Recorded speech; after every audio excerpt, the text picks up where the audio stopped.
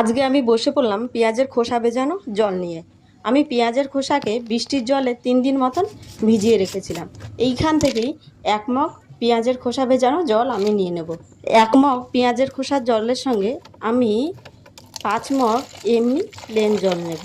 আর এই তরল সারটি আমি প্রত্যেকটি ফুল ও ফল গাছে দিয়ে দেব।